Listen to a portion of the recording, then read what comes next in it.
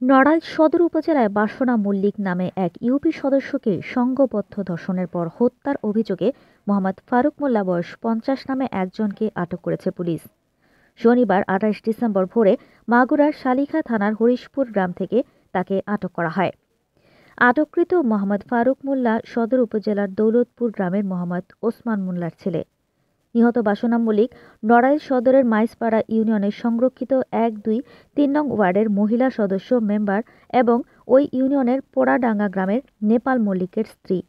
এদিন দুপুরে জেলা পুলিশের পক্ষ থেকে এক সংবাদ বিজ্ঞপ্তিতে এই তথ্য জানানো হয়েছে। এ ঘটনায় মামলা প্রক্রিয়াধীন বলেও বিজ্ঞপ্তিতে উল্লেখ করা হয়েছে। জানা যায়, গত মঙ্গলবার ২৪ ডিসেম্বর সকাল থেকে টিসিবির মালামাল বিতরণ শেষে বাড়ি ফেরার পথে স্থানীয় যুবক রাজিবুলের ফোন কলে পাওনা টাকা আনতে যান। মাইজপাড়া ইউনিয়নের দৌলতপুর গ্রামের মুক্তার মোল্লার বাড়িতে রাজিবুল সহ ফারুক, চঞ্চল, শফিকুল মিলে তাকে সংঘবদ্ধ ধর্ষণের পর ভিডিও ধারণ করে এবং ২ লাখ টাকা চাঁদা দাবি করেন। ভুক্তভোগী বাসনা মল্লিক বিষয়টি জানিয়ে দেবে বললে হুমকি ধামকি দিলে তার মুখে বিষ ঢেলে দেওয়া হয়। বাড়িতে ফিরে এই ঘটনায় ভয়ে তিনি কাউকে কিছু বলেননি। পরে অসুস্থ হয়ে পড়লে বুধবার ২৫ ডিসেম্বর সকালে তাকে যশোর জেনারেল হাসপাতালে ভর্তি করা হয়।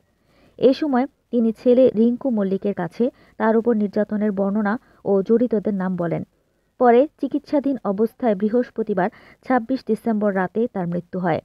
শুক্রবার ২৭ ডিসেম্বর নিহতের ময়নাতদন্ত সম্পন্ন শেষে মরদেহ বাড়িতে নিয়ে বিকেলে শেষকৃত্য করা হয়। এরকম আরও অনেক ভিডিও পেতে নিউজ এক্সপোজার টিভির সাথেই থাকুন। চ্যানেলটি সাবস্ক্রাইব করুন এবং সাথে বেল আইকনটি বাজিয়ে দিন। আসসালামু আলাইকুম।